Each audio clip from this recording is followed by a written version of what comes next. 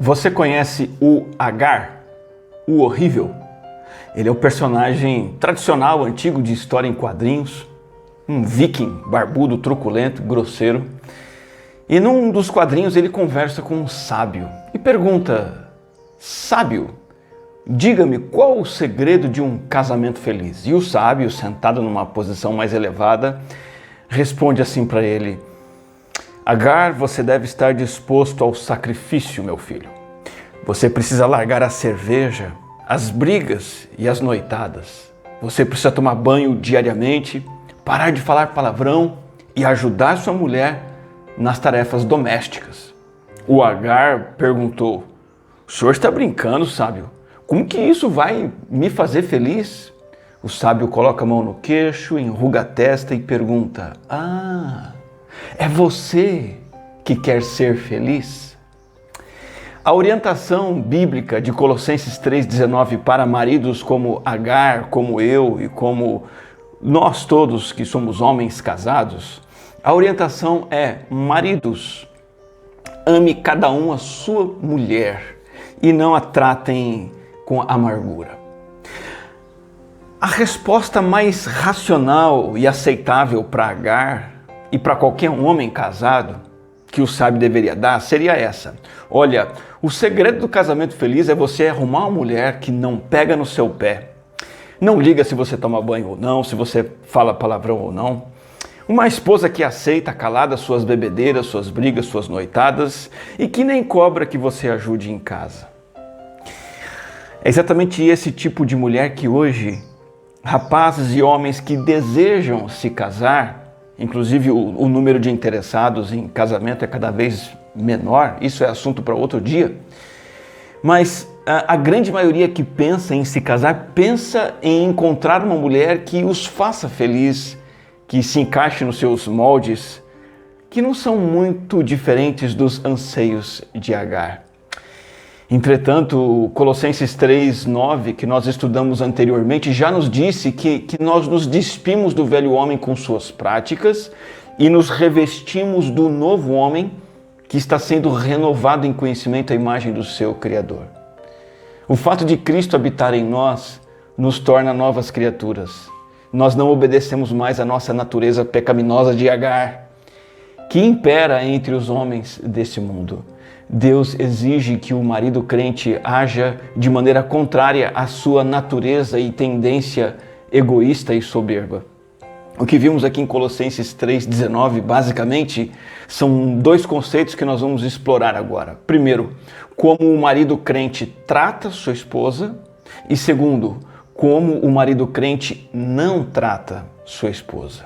Em primeiro lugar, como o marido deve tratar sua esposa? Paulo é muito claro e direto, e até simples. Ele diz assim: maridos, ame cada um a sua mulher. Maridos, não sejam mais como Agar, o horrível. Deus nos deu justamente essa ordem para nós, homens, que casamos ou pretendemos nos casar, porque o pecado entrou no mundo e estragou tudo. Assim como a mulher tem a tendência de querer dominar, de ter autonomia, de passar por cima do marido, de menosprezá-lo por causa do pecado, o marido, por sua vez, tem a tendência de querer governar sobre sua mulher, oprimir, subjugar. Colossenses 3,16, nos lembrando dessa passagem, Deus, após o pecado entrar no mundo, diz que a mulher vai ter um desejo que é contrário ao marido e que o marido vai querer dominar a sua mulher. A tendência pecaminosa do marido é ser insensível, indiferente, pisar na esposa, menosprezar seus sentimentos, não tratá-la com amor. Mas você que é crente em Cristo Jesus, se ainda não é, insisto para que você se torne.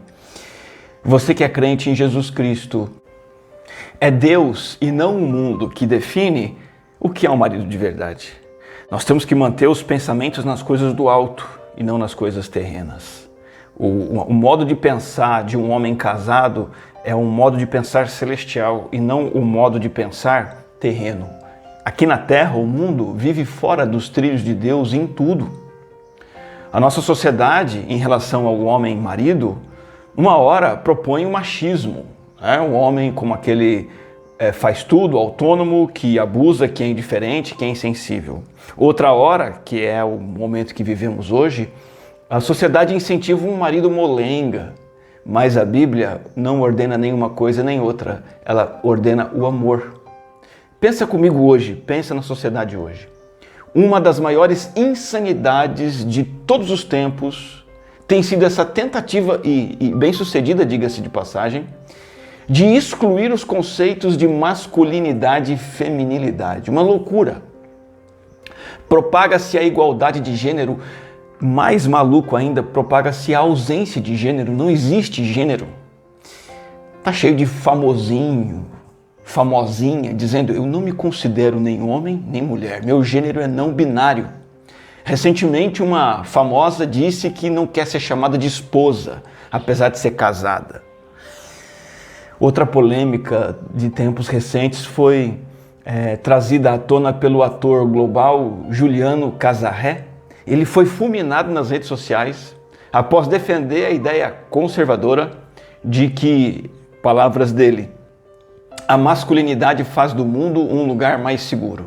E ele postou essa frase embaixo de um vídeo em que um gorila protege a família de gorilas, filhotes e mulheres que estão atravessando uma estrada de terra, demonstrando amor dessa maneira, sendo uma referência para um homem. O mundo acha isso um absurdo, o mundo corre de um lado para o outro, mas a nossa base, o nosso padrão celestial, as coisas do alto estão na Bíblia, a palavra de Deus. Este livro é inerrante, infalível. As Escrituras Sagradas, é por elas que nós nos guiamos, e elas dizem que o dever de um homem é amar sua esposa. Em primeiro lugar, observação importante: o amor do marido é oferecido por ele e não exigido por ela. Quando Paulo diz: maridos, amem suas esposas, ele se dirige diretamente aos maridos. Ele não está se dirigindo às esposas, autorizando as esposas a serem policiais, vigiando se os maridos amam ou não. Assim como vimos na mensagem anterior, que é uma aberração exigir que a esposa seja submissa, porque é algo voluntário da parte dela, é uma incoerência ainda maior exigir amor. O amor sacrificial, serviçal, é um presente que o homem casado dá à sua mulher. É o dever e o foco dele diante do Senhor. O dever e o foco da esposa não é exigir o amor do marido, mas ser uma esposa submissa. A segunda observação é que amar a esposa é uma ordem divina e não uma opção, não um estilo de vida conjugal que você pode optar ou não. Ame é um verbo no imperativo presente, uma responsabilidade constante do marido no lar. Não há desculpas para não amar. O amor do marido, em primeiro lugar, trata-se de um alinhamento dele vertical, um alinhamento dele com Deus em primeiro lugar. É uma questão dele ser leal ou não a Deus, e não se sua esposa merece ou não. Então esse amor é oferecido pelo marido, é uma ordem divina. Terceiro lugar, esse amor requer uma obra sobrenatural do Espírito Santo de Deus no coração do marido. Marido nenhum consegue praticar esse amor. Por nós mesmos, nós somos como Agar, o horrível. A nossa natureza é essa. O marido que ama a esposa de verdade, ele ama porque primeiro Cristo o amou. Primeiro o marido precisa viver seguro do amor eterno de Deus por ele. Conhecer sua posição em Cristo para então passar isso adiante para sua esposa. Eu penso nisso uma ilustração bem simples de uma torre de transmissão de energia elétrica. A torre de transmissão, aquelas torres altas de metal, por onde passam cabeamentos grossos de energia elétrica, a torre não produz energia elétrica, ela apenas passa adiante. A energia é produzida pela usina. No caso, a usina hidrelétrica, por exemplo, Cristo é a usina. O amor vem dele. Ele produz esse amor e ele passa a nós, e nós como homens casados somos como torres de transmissão. Nós apenas transmitimos às nossas esposas Cristo e o amor que Cristo tem nos dado. É muito importante destacar que Amar sempre implica em dar. Quando Paulo diz ame sua esposa, ele está dizendo doe-se a sua esposa. Envolve sacrificar-se para promover o bem-estar dela. João 3,16 diz que Deus amou o mundo de tal maneira que deu o seu Filho unigênito, para que todo aquele que nele crer não pereça, mas tenha vida eterna. Deus amou, por isso deu.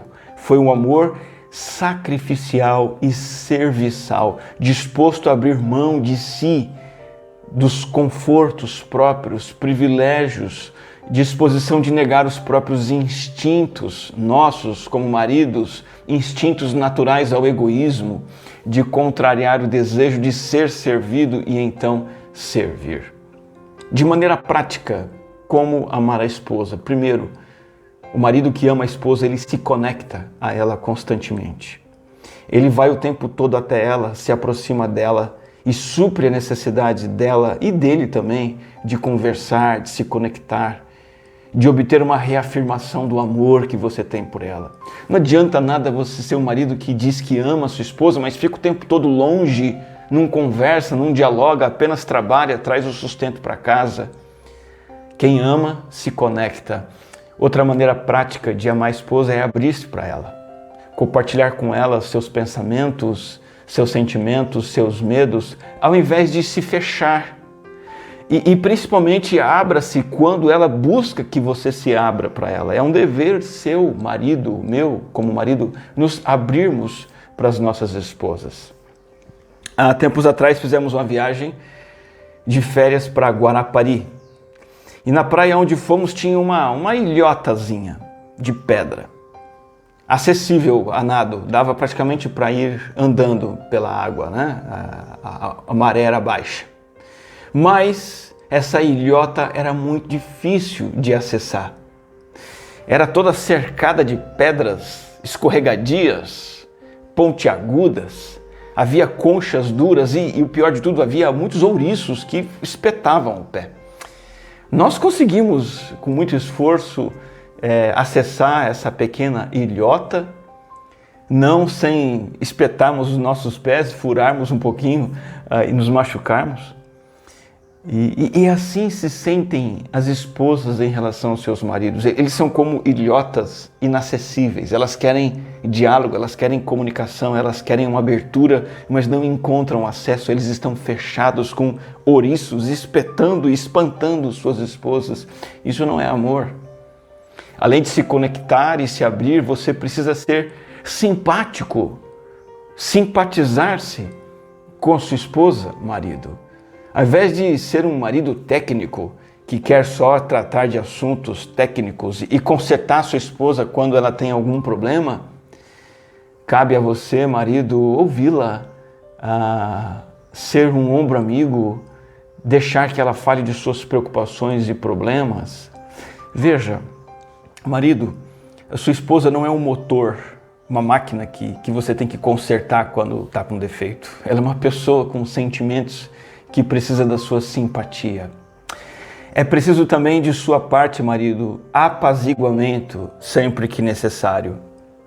A tendência do marido é simplesmente resolver as questões assim, a toque de caixa, dizendo, esposa, vamos deixar isso para lá, vamos seguir adiante. Quando ele pisa na bola, quando ela pisa na bola, quando há uma tensão, é muito fácil para o marido colocar panos quentes e tocar o barco. Mas isso não é demonstração de amor. É preciso uma disposição para apaziguar as diferenças, as tensões e principalmente as mágoas e ofensas que surgem na relação. Outra coisa que o marido deve fazer como prova de amor, demonstração de amor, é dedicar-se à esposa exclusivamente. E aqui eu falo principalmente da dedicação sexual, dedicação afetiva. O marido precisa deixar claro frequentemente no seu falar, nas suas ações, que ele é leal a ela, somente a ela, para sempre. Que ela é o único amor da sua vida. É preciso mostrar para a esposa com palavras e com ações e se esforçar por isso. Marido, que a sua dedicação é só a sua esposa. Você não tem olhos para outras mulheres, você não pensa e não nutre pensamentos com outras mulheres, nem conversa e flerta e nem tem nenhum tipo de envolvimento afetivo e físico com outras mulheres. Amar a esposa significa dedicar-se exclusivamente a ela. E por último, amar a esposa significa apreciá-la, demonstrar apreço, dizer que você a valoriza, elogiá-la, dizer a ela que ela é especial para você, que você tem a sua esposa cada vez mais em alta conta como pessoa que é, que o que ela faz é importante para você, que o que ela pensa e a própria existência dela é importante para você e que você não seria nada sem ela. É isso que Paulo quer dizer com um marido: ame a sua mulher. Tem a história de um rapaz todo conquistador que foi jogar um chaveco na sua mulher amada. E ele disse: minha querida, por você eu atravessarei oceanos, escalarei montanhas, cruzarei fronteiras, descerei despenhadeiros, nadarei através das correntezas. Ela ouve aquilo, se levanta, vai embora e deixa o camarada falando sozinho. E ele diz assim: ei, querida, eu não te convenci. E ela continua andando, mas ela responde: eu, hein? E para que eu quero um marido que não para em casa? Esse é o dever do marido. Não viver por aí nos desfiladeiros, oceanos e montanhas da vida, mas o marido que está em casa. É isso que a esposa quer e é isso que Deus exige. Não o marido que está no futebol, está sempre no trabalho até tarde, ou traz o trabalho para casa através do seu celular o tempo todo ocupado, ou o marido que está no noticiário. O dever do marido é estar em casa com sua esposa, conectado a ela, abrindo-se a ela, simpatizando-se com ela, apaziguando os problemas, se dedicando a ela e apreciando-a. Isso é amor. Então nós vimos que como um marido deve tratar sua esposa, deve tratar com amor. Como o marido crente não trata a sua esposa? Paulo diz: não a trate com amargura. Dois aspectos. Primeiro, a amargura no sentido de tratamento amargurado, ríspido. Essa é uma das coisas que mais fere as esposas. Palavras rudes, porque ser amargo é ser grosseiro. A impaciência e palavras impensadas são amargas e são irritantes. O marido crente, ele não agride a esposa com palavras e atitudes. Ele não é impaciente, não resmunga, não é grosseiro, não é agressivo. Essas coisas criam tensão no casamento, geram desânimo e causam separação, divórcio. O marido crente nunca é um companheiro irritadiço, rabugento, que fica fazendo tempestade em copo d'água. Ao contrário, o marido que não trata a esposa com amargura, ele tem sempre palavras amáveis, atitudes amáveis e gentis. Em vez de ser amargo, ele é bálsamo.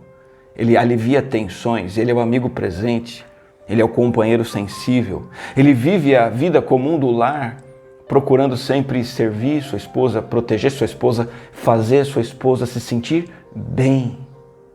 Ao invés de criticar e agredir com palavras, ele elogia, tanto em particular quanto na vida pública, na vida social. Está sempre buscando formas práticas de fazer sua esposa feliz. Um segundo aspecto que eu quero destacar de não tratar a esposa com amargura é o perigo dos ressentimentos venenosos. O marido aqui em Colossenses é chamado a lutar contra ressentimentos que envenenam o coração dele, o relacionamento e o casamento, acabando por matar a relação. Vou dar exemplos. É muito comum um marido, depois de uma discussão com a esposa, fica 2, 3 dias, uma semana, 2 semanas sem falar com a esposa. Ou um senhor de idade, já com muitos anos de casado, que não consegue perdoar a esposa por uma traição cometida anos antes. Ou então aquele marido normalmente pacato, passivo, quieto, que de repente explode, mais uma vez, depois que sua esposa, mais uma vez, passou dos limites. Talvez é um pai que está tão chateado com a esposa que acaba manchando a imagem da mãe na frente dos filhos, que é a sua própria mulher. Ou um homem já casado há 10, 15 anos, o casamento desgastado, ele está cansado dela, ele começa a ter uma vida particular e ele faz as coisas em segredo para evitar atrito. Ele faz as suas compras sem falar nada, os seus passeios, o seu entretenimento, ele começa a ter uma vida paralela. Ou o camarada recém-casado que de repente fica chateado e aborrecido porque agora tem responsabilidades e tem uma restrição de vida. As coisas mudaram, ele não pode mais sair com os amigos o tempo todo, ficar jogando bola sábado de manhã, a manhã inteira.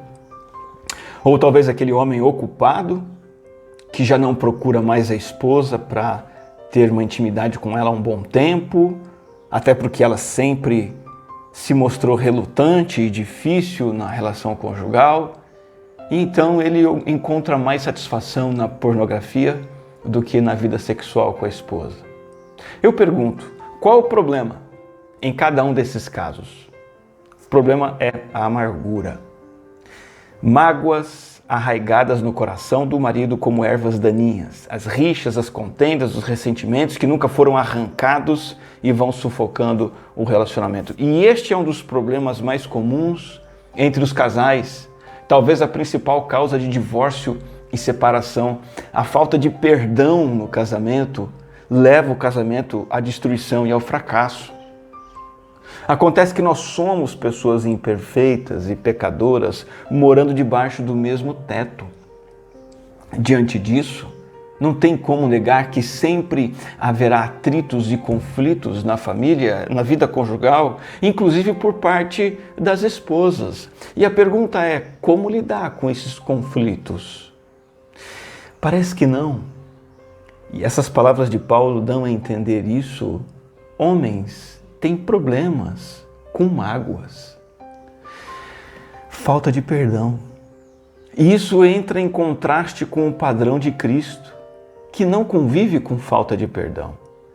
Cristo que não aceita a presença de mágoas. A ordem de Colossenses 3, alguns versículos antes, o versículo 13, dirigida a todos os crentes, foi essa: suportem-se uns aos outros e perdoem as queixas que tiverem uns contra os outros, perdoem como o Senhor lhes perdoou. Essa ordem é para todos os crentes e para os crentes maridos, e é para ser seguida em primeiro lugar no casamento. Entretanto, muitas vezes um homem casado, tem muito mais facilidade em perdoar o seu chefe, o seu colega de trabalho, o seu amigo, do que perdoar a sua própria esposa. Vejamos como é a cura dessas mágoas no relacionamento entre marido e esposa. Em primeiro lugar, essas mágoas precisam ser diagnosticadas. Essa é a primeira etapa. Quais são as causas e os sintomas da mágoa? Atitudes da esposa, que são como sementes, raízes de mágoas, ou atitudes dos maridos que permitem que essa doença cresça dentro deles mesmos, ou os dois que quase sempre se intercalam, as esposas magoando e os maridos nutrindo mágoa, e isso vai girando e o ressentimento se instala. É preciso tratar disso biblicamente, pensando biblicamente, porque mágoas são uma questão espiritual, uma questão do coração, uma questão de perdão, uma questão de vida com Cristo. A palavra mágoa dá a ideia de um marido ressentido que, por estar ressentido, trata a esposa de maneira amarga, áspera e ressentida. É como o mal-estar no estômago. Quando a gente está com desconforto estomacal, isso gera comportamentos amargos, uma cara amarrada, uma atitude mais ríspida com os outros. Muitas vezes, a chateação com a esposa é como uma dor de estômago, que gera um comportamento azedo. E quando há mágoas, a tendência então é aliviar essa dor e drenar esse veneno com atitudes de vingança. Ah, minha esposa me faz sofrer, me chateia, eu vou devolver esse favor para ela. Seja de forma aberta, seja de forma sutil. E aí entra esse ciclo, insano, que é vicioso. A mulher faz algo que ressente o marido, deixa ele chateado. Ele ignora o dever de perdoar e fica magoado. Então essas mágoas envenenam e ele trata a esposa de maneira azeda, e aí ela fica ainda mais ressentida e o trata de forma ainda mais azeda, e esse azedume toma conta da relação. Algumas causas práticas dessas mágoas. Essas causas não são justificativas ou desculpas para o pecado do marido ser amargurado, mas são fatores que ajudam a criar um ambiente de amargura. Por exemplo, uma esposa que não é submissa. A mulher que não respeita o marido, ela gera mágoa nele. Ela não segue sua liderança, ela faz o que quer, ou ela o ignora, passa por cima do que ele diz, trata-o como uma criança, fala mal dele na cara dele ou para os outros, é ofensiva, só reclama da vida, trata como cachorro, não o valoriza. Isso é um ambiente gerador de amargura no marido. Talvez a fonte da amargura esteja no próprio marido, em seu egoísmo.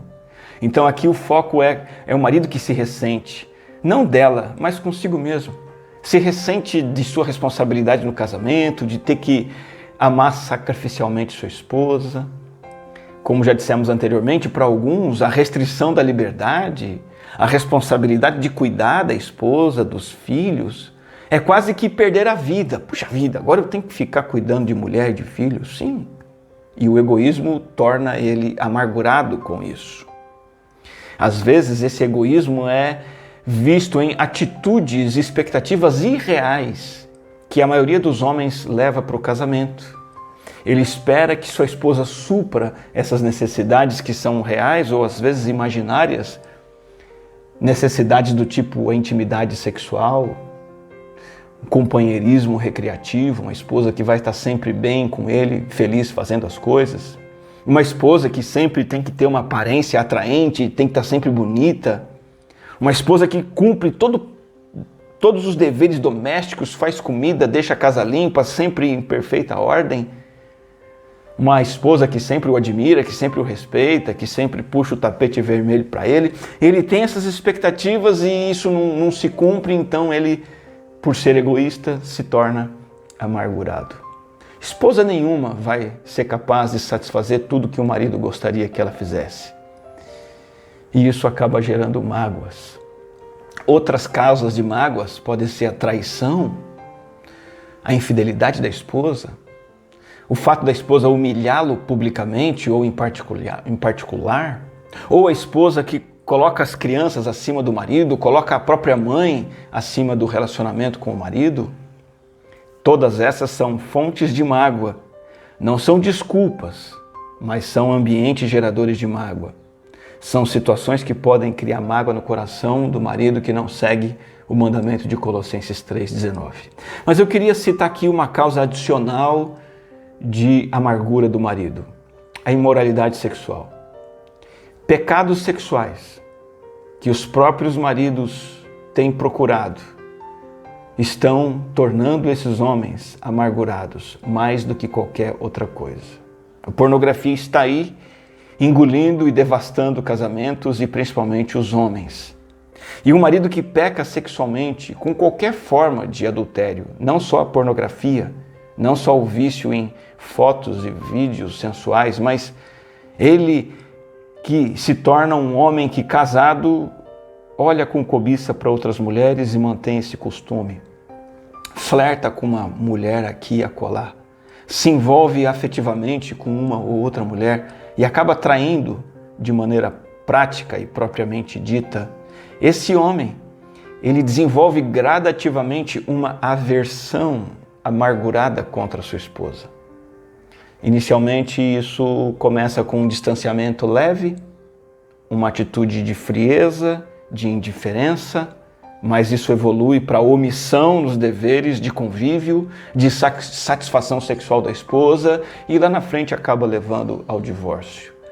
Homem, se você percebe ressentimento de sua parte, amargura de sua parte para com sua esposa por causa de imoralidade sexual, eu digo a você, trate isso com urgência.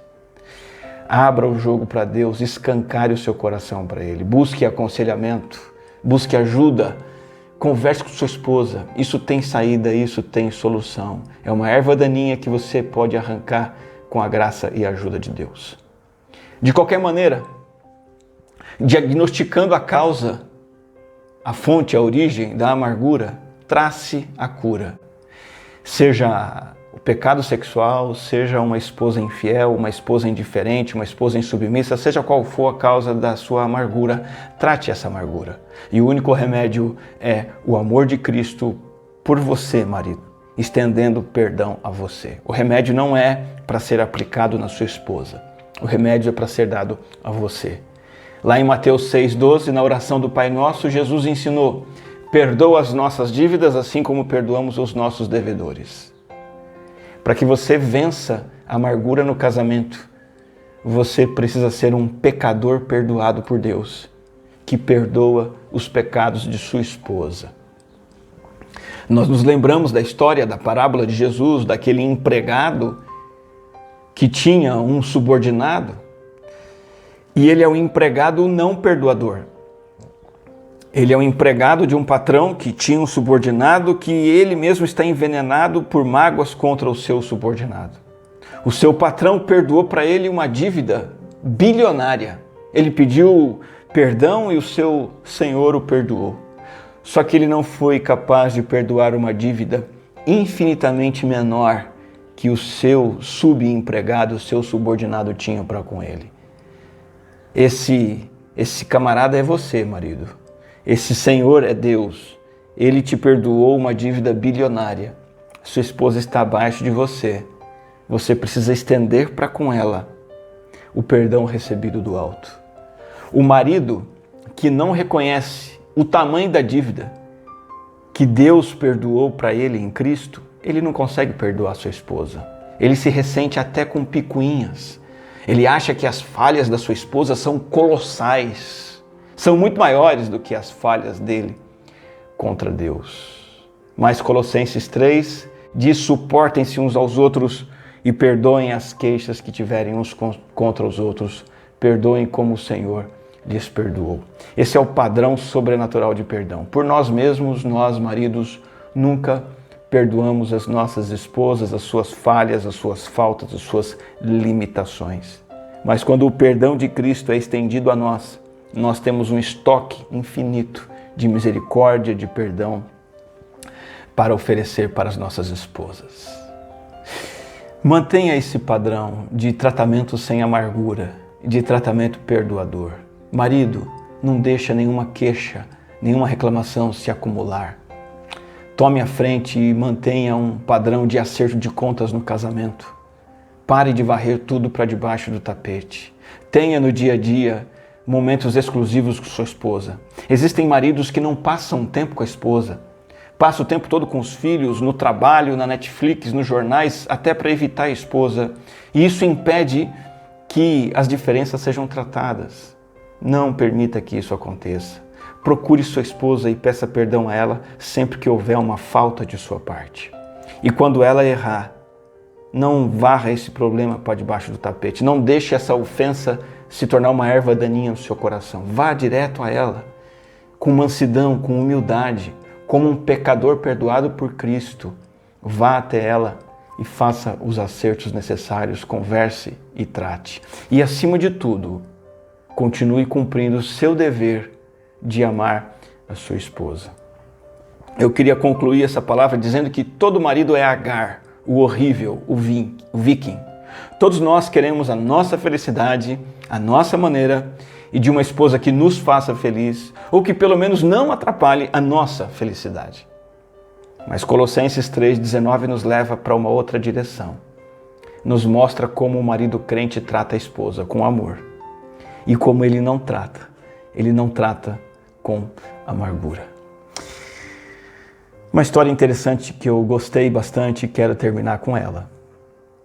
O que Adão e Eva faziam o dia todo no paraíso, sem pecado, sem filhos, sem conta para pagar, sem aluguel, sem vendedor batendo na porta e sem sogra.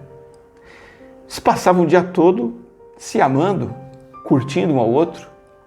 As atividades que tinham, na verdade, eram um pretexto para estarem juntos e é possível que alguma vez lá Adão tenha dito para Eva: Eva, querida, o que vamos fazer hoje? Por que nós não vamos dar bananas para os macacos? E ela responde: é isso, Adão. Vamos dar banana para os macacos hoje. E passavam o dia juntos, dando banana para os macacos. Porque o que importava não era o que faziam, mas sim o fato de estarem juntos. O problema todo começou no momento em que deixaram de sentir esse prazer a dois. Deixaram de partilhar seus desejos e necessidades um com o outro. E aí começaram a achar que dar bananas para os macacos era bobagem, que coisa supérflua. E então, a partir daí, sempre que Eva dizia assim: Adão, vamos dar banana para os macacos, aí Adão diz assim: larga de ser boba, mulher. Você não percebe que eles conseguem pegar banana sozinhos? Marido, quando você deixa de se interessar no que pode fazer para estar junto com sua esposa, isso é um sinal de que as coisas não estão indo bem. É hora de retornar aos princípios da palavra de Deus e resgatar o amor conjugal e o padrão de uma atitude de tratamento não amargurado e não ressentido para com sua esposa. Gostaria de orar sobre isso nesse momento. Pai Celestial, eu te louvo pela tua misericórdia, que nos alcança em nossas fraquezas e limitações e pecados. Os maridos, somos todos nós tendenciosos ao egoísmo, à omissão e ao tratamento ressentido contra as esposas. Que sejamos maridos amorosos e que não guardam ressentimento e nem tratam as esposas com amarguras. Aqueles que são ainda não casados, que possam, Deus, buscar este padrão para os seus futuros convívios conjugais. Às mulheres que estão ouvindo essa palavra, conceda-lhes terem maridos nessa forma, que elas orem por maridos assim e desfrutem o privilégio de terem maridos como o Senhor traçou e designou. Agradecemos por Cristo, que nos capacita a fazer a tua vontade em todas as coisas. Em nome dele que oramos. Amém.